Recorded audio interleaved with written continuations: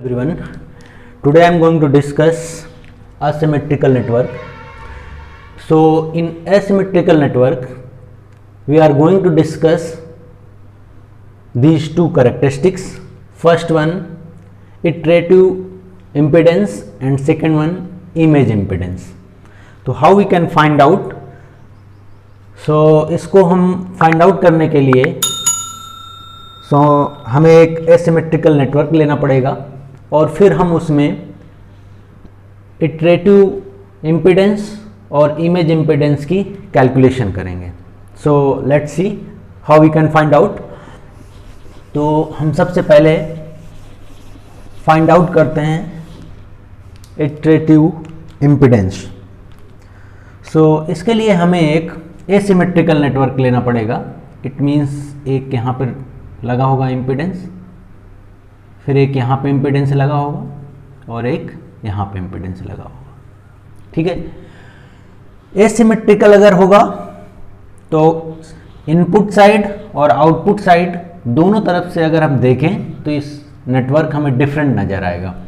सो हम वैल्यू ले लेते हैं यहाँ पे Z1, यहाँ पे ले लेते हैं Z2 और यहाँ पे ले लेते हैं Z3.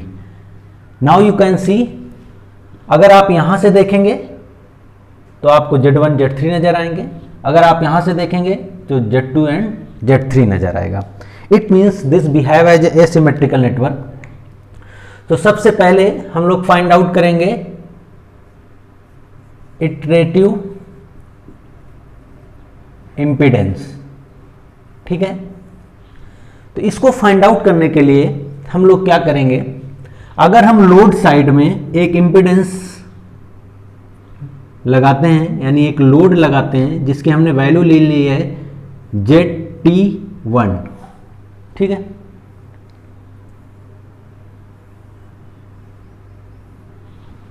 तो हमें इनपुट साइड हमें यहां पे क्या मिलेगा, हमें सेम वैल्यू मिलेगी ZT1. ठीक है. एक तो ये कॉम्बिनेशन है. दूसरा कॉम्बिनेशन क्या है इसका, अगर हम सेम नेटवर्क ले लें, यहां पे हम वैल्यू ले लेते हैं Z1, Z2, Z3. This is also asymmetrical network.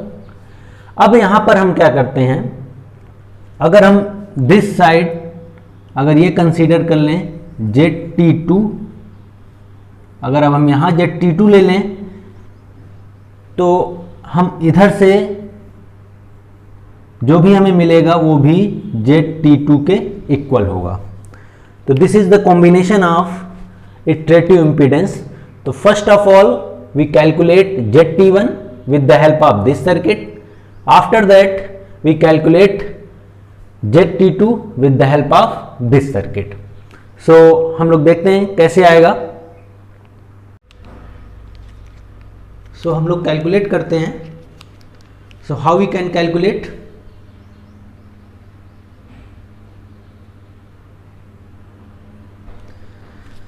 सो देखते हैं यहां पर.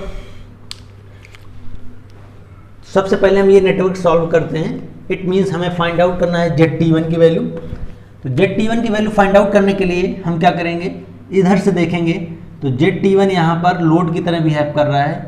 ये Z2 के साथ सीरीज में कनेक्टेड है. इन दोनों का कॉम्बिनेशन इसके साथ पैरेलल में है और फिर इस पूरे का कॉम्बिनेशन इसके साथ सीरीज में है. तो यहाँ से आ जाएगा ZT1 इज इक्वल टू, यहाँ पर इसको ले लेते हैं पहले, Z1 यहाँ पे है प्लस, देखते हैं ये दोनों किस में होंगे, सीरीज में. तो यहाँ पे हो जाएगा Z2 प्लस ZT1, ये सीरीज में हो गए, दोनों ऐड कर दिया हमने. इन दोनों का कॉम्बिनेशन इसके साथ पैरेलल में होगा तो यहाँ पर एक पैरेलल का साइन लगा के Z3 कर दिया. ठीक है. इसको सॉल्व करेंगे तो Z1 प्लस, इसको सॉल्व करेंगे तो X पैरेलल विथ Y, इसको पूरे को Y एज्यूम कर लें तो X parallel with Y. Find out कैसे करते हैं, X into Y upon X plus Y. Parallel circuit के लिए ऐसे ही फाइंड आउट करते हैं. तो यहाँ हो जाएगा Z3 Z2 ZT1 upon ZT1 plus Z2 plus Z3 ये आ जाएगा। अब इसको सॉल्व करें अगर, तो इसको एलसीएम ले लेंगे, एलसीएम ले लेंगे तो इधर मल्टीप्लाई होगा, और जब एलसीएम ले लेंगे तो ये होल क्वांटिटी इसके साथ मल्टीप्लाई हो जाएगी। तो यहाँ हम डायरेक्ट लिख रहे हैं एलसीएम लेने के बाद इधर भी मल्टीप्लाई होगा और यहाँ पे मल्टीप्लाई होगा। अगर इन दोनों में एलसीएम ले लेंगे तो यहाँ एलसीएम आएगा, ये यहाँ पे मल्टीप्लाई हो जाएगा।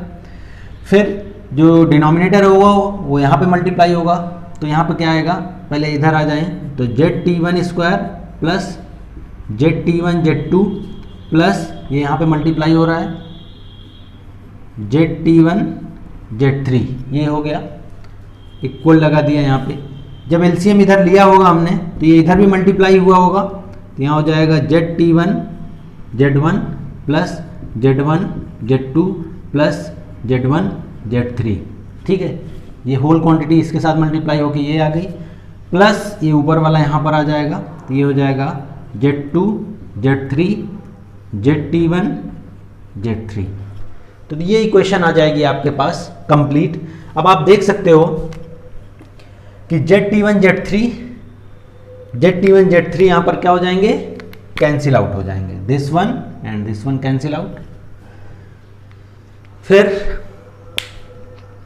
और कुछ कैंसिल हो रहा है, नहीं हो रहा है, तो इस इक्वेशन को हम सही से लिख लेंगे, सबको इधर ले आएंगे, तो यहाँ हो जाएगा ZT1 स्क्वायर प्लस ZT1 ये है, ZT1 ये है, ये इधर आएगा तो ये माइनस में हो जाएगा, इन दोनों में हमें कॉमन क्या मिल जाएगा, ZT1, यहाँ से हो जाएगा Z2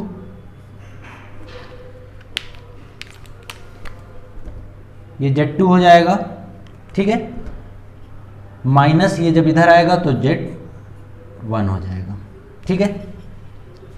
इसको हम इधर ले आए हैं, इसके साथ कॉमन करके ये आ गया।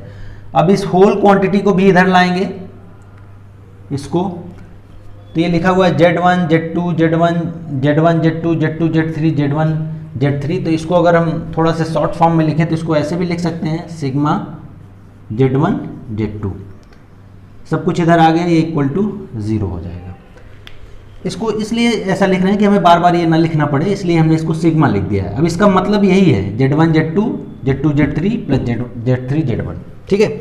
अब इस इक्वेशन को आप देखो, ये क्वाड्रेटिक इक्वेशन है, तो इसको कंपेयर करेंगे ax square plus bx plus c equal to 0 से, तो इसमें श्रीधराचार्य लगाएंगे, तो यहाँ से हो जाएगा minus b plus minus under root B square minus 4ac upon 2a। ये फार्मूला इसमें अप्लाई करेंगे। जब इस फार्मूले को इसमें अप्लाई करेंगे तो हमारे पास क्या आ जाएगा, हमारे पास यहाँ पर देखते हैं क्या आएगा। यहाँ पर b की वैल्यू क्या है, ax स्क्वायर, a की वैल्यू 1 है, bx b की वैल्यू ये है और ये c की वैल्यू है, तो यहाँ हो जाएगा माइनस b कितना है ये, तो Z2 माइनस Z1, ये b आ गया, plus minus under root B square minus 4ac, यानी Z2 माइनस Z1 का होल स्क्वायर माइनस 4a की वैल्यू यहाँ पे क्या है, अगर ax स्क्वायर प्लस bx लिखेंगे तो a की वैल्यू 1 है तो 1 हो गई, तो यहाँ पे हो जाएगा माइनस 4ac। तो माइनस 4ac का मतलब a की वैल्यू 1 है, c की वैल्यू कितनी है, माइनस सिग्मा Z1 Z2, तो यहाँ पे लिख देंगे माइनस Z1 Z2, तो ये माइनस माइनस क्या हो जाएगा प्लस, और यहाँ हो जाएगा सिग्मा Z1 Z2, ठीक है, डिवाइडेड बाई 2a होना चाहिए, तो यहाँ a की वैल्यू कितनी है, ठीक है। सो अब हम देखते हैं, अब इसको ओपन कर लें थोड़ा से, तो ओपन करेंगे यहाँ पर, तो इस 2 को इसके डिवाइड में ले जाएं, यहाँ से 4 कॉमन ले लें, तो यहाँ हो जाएगा, अगर ये माइनस अंदर मल्टीप्लाई कर दें तो ये क्या हो जाएगा, माइनस अंदर मल्टीप्लाई करो तो Z1 माइनस Z2 हो जाएगा अपॉन 2, ये वाला 2 इसमें आ जाएगा, प्लस माइनस अंडर रूट, यहाँ से 4 कॉमन ले लिया है, तो Z2 माइनस Z1 का होल स्क्वायर, यहाँ 4 नहीं तो यहाँ 4 आ जाएगा, और यहाँ हो जाएगा प्लस सिग्मा Z1 Z2। जब इसमें 4 हमने कॉमन लिया होगा इससे, तो यहाँ डिवाइड में 4 आ गया और बाहर कितना निकला होगा, यहाँ पे 4 आया होगा। 4 जब बाहर निकलेगा तो यहाँ क्या आएगा 2, और ये डिनोमिनेटर वाला भी यहाँ पे क्या आ रहा होगा 2, तो 2 कैंसिल आउट हो गए होंगे यहाँ पर। ठीक है, तो हमारे पास क्या आ जाएगा, ये क्वांटिटी आएगी। इट मीन्स ये आपका वैल्यू आ गया ZT1 की। ठीक है, अकॉर्डिंग टू श्रीधराचार्य फॉर्मूला से। सो दिस इज योर ZT1। अब अगर देखें तो ZT2 की वैल्यू इसी के अकॉर्डिंग हम लिख सकते हैं। ZT2 हुआ क्या है, ZT1 इधर था, लोड की तरह बिहेव कर रहा था, अब लोड इधर है, यानी Z1 साइड लोड आ गया है। पहले क्या था, लोड Z2 साइड था। तो सिंपल सा इस सर्किट को ऐसे रोटेट कर दिया गया ऐसे करके। ठीक है, तो अगर ये इधर आ जाएगा और ये उधर चला जाएगा तो होगा क्या, सिर्फ कौन सी पोजीशन चेंज होंगी इम्पीडेंस की, इसमें देखो कौन सी पोजीशन, अगर इसको हम इधर कर देते तो लोड साइड अब क्या आ रहा है Z1, जबकि पहले लोड साइड क्या आ रहा था Z2। तो सिंपल कुछ नहीं करना, इसी इक्वेशन में Z1 और Z2 की पोजीशन को चेंज कर देना है। तो अगर इसमें हम Z1 और Z2 की पोजीशन को चेंज करें तो हमारे पास यहाँ से आ जाएगा ZT2 is equal to Z2 minus Z1 upon 2, ये हो जाएगा, plus minus under root Z1 minus Z2 का whole square by 4 plus under root Z1 Z2 plus sigma Z1 Z2। तो ये है हमारी वैल्यू हो जाएगी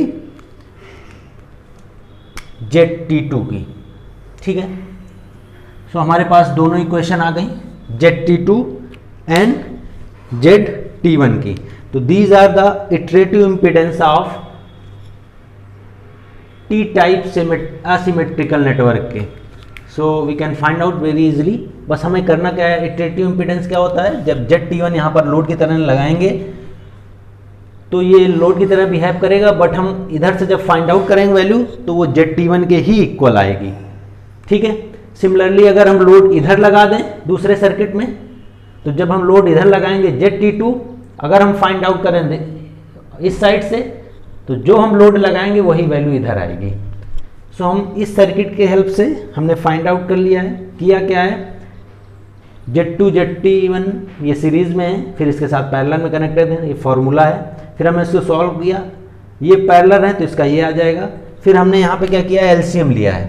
तो जब ये इसमें एलसीएम लेंगे दोनों में, तो डिनोमिनेटर में रहेगा, ये डिनोमिनेटर इधर मल्टीप्लाई होगा, वही हमने पहले ही मल्टीप्लाई कर दिया है। फिर यही चीज़ यहाँ पे मल्टीप्लाई होगी तो ये आएगा, फिर इसको मल्टीप्लाई करके ये लिख दिया, कैंसिल आउट हो गए। हमारे पास एक यहाँ पर क्या आ गई, क्वाड्रेटिक इक्वेशन आ गई है। ये क्वाड्रेटिक इक्वेशन किस टाइप से, ax square plus bx plus C equal to 0 करके। फिर इसमें श्रीधराचार्य फॉर्मूला लगाएंगे तो इसमें क्या होता है, minus B plus minus under root B square minus 4ac upon 2a। तो with the help of this we can find out ZT1। ZT1 जब आ जाएगा तो ZT2 हम डायरेक्ट लिख रहे हैं, क्योंकि ZT1 और ZT2 को अगर ध्यान से देखें तो यहाँ पर लोड यहाँ लगा है, जबकि इस वाले सर्किट में लोड इस साइड लगा है। डिफरेंस क्या है, अभी लोड किधर लगा था, Z2 की तरफ, अब लोड किधर लगा है, Z1 की तरफ। तो सिर्फ Z1 और Z2 की पोजीशन चेंज हुई है, तो हमने ZT1 की इक्वेशन में क्या किया है, Z1 और Z2 की पोजीशन को चेंज कर दिया है।